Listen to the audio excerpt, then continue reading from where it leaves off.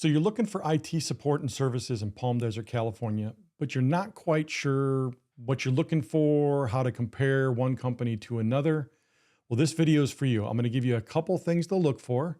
And if you still have more questions, be sure to click the link down below to download our free IT buyer's guide to give you some more information plus some additional questions to ask. So let's get into it. Question number one you want to ask is, what types of contracts do they offer? Now, again, not all IT support companies are the same, so they're going to have different kinds of offerings, and you want to make sure their offerings fit your needs. So there might be what's called break fix, or you just call them whenever you need them. That's one type. We also have our managed services contracts.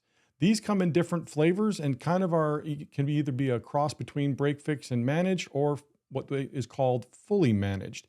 You want to make sure you understand the differences in the contracts that they offer. And that brings us to question number two. What's not included in their contract? So just as important as asking what kind of contract and making sure that it fits you, you want to find out what is and is not included.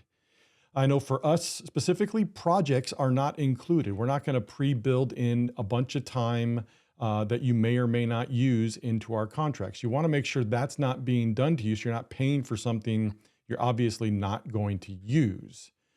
Another question is their help desk local or is it outsourced? A lot of things today are being outsourced, not even to other US-based employees or companies, but to overseas. Sometimes communications can be difficult, time zone issues, speaking and writing proper English. How is all of that going to be handled? So you want to find out where their staff is, how you open tickets, those kinds of things, and who will respond. Are they going to send somebody on site, or is it just remote support? Again, that kind of reverts back to question number one and two, what is and is not included. But it's also very important here to find out where that help desk is, so that when you do call in or email in for support, where are those support staff people located, so they can get back to you as quickly as possible and there's no communication breakdowns.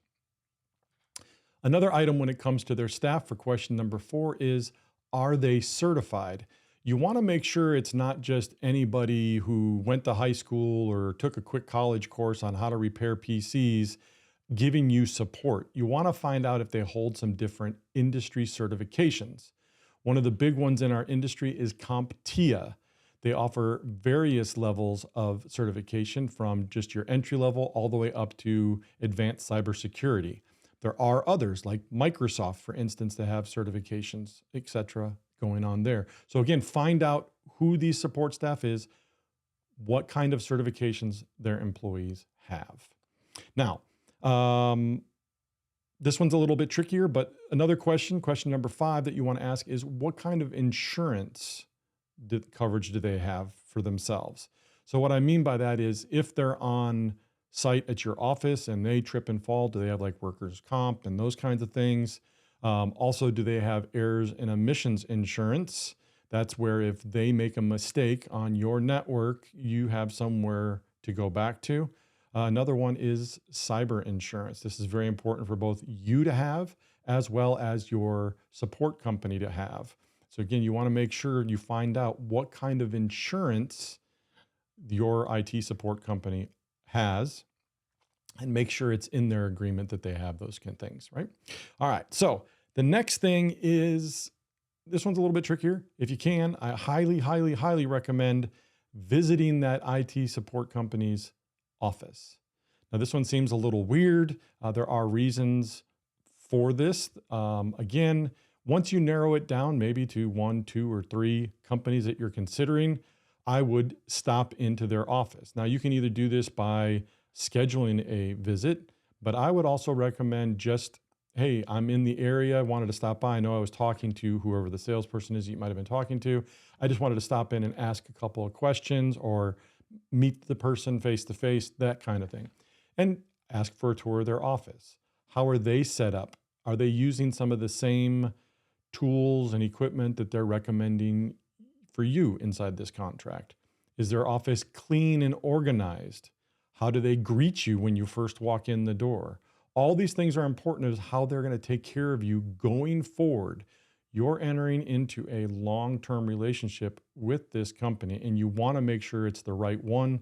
You can't always get that feeling just by talking to the person or having them come to your office. You're dealing with more than just one person when it comes to getting your IT support. You're dealing with that whole company. So I highly recommend stopping by their office. That's it for this video to help you choose the best IT support company for your business. But there's more questions, and I'm sure you have more questions. So click that link below for that IT buyer's guide. Download that. If you're ready to maybe talk to us to see how we can help you with your IT support, there's also a link down below for booking a quick and easy discovery call with us.